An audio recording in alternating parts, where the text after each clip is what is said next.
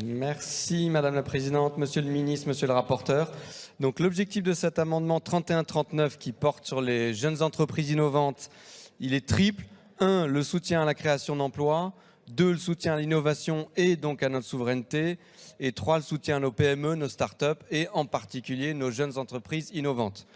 Concrètement, il s'agit pour les PME qui ont moins de 8 ans, moins de 250 salariés et qui dépensent plus de 15% dans les dépenses de R&D, de bénéficier de certaines exonérations sur l'impôt sur les sociétés, sur la taxe foncière, la contribution économique territoriale et certaines cotisations patronales sur les salariés qui sont dans ces domaines de R&D.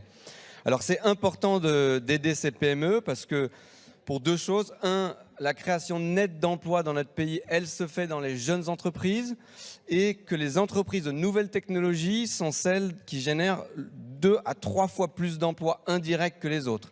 Et donc nos jeunes entreprises innovantes, ce sont celles qui ont la capacité à générer de l'emploi la plus forte. Donc ce dispositif, il a été éprouvé.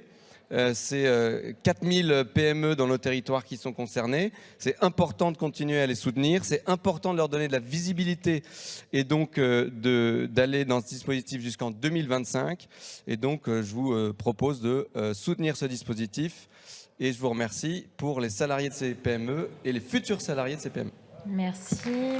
Oui, merci Madame la Présidente. Je veux vraiment remercier le député Midi, la Commission des finances pour l'adoption de cet amendement, puisque l'efficacité du régime d'exonération en faveur des jeunes entreprises innovantes est reconnue et confirmée par des évaluations récentes, des évaluations fournies. Et il faut continuer à soutenir le développement de ces jeunes entreprises innovantes et dynamiques. Et donc merci de le faire via cet amendement dont je rappelle qu'il va permettre de proroger de 3 ans jusqu'au 31 décembre 2025 le dispositif fiscal des jeunes entreprises innovantes et de réduire à 8 ans la condition liée à l'âge maximal pour bénéficier du dispositif. Merci. Je vais mettre aux voix cet amendement qui est pour, qui est contre. Il est adopté.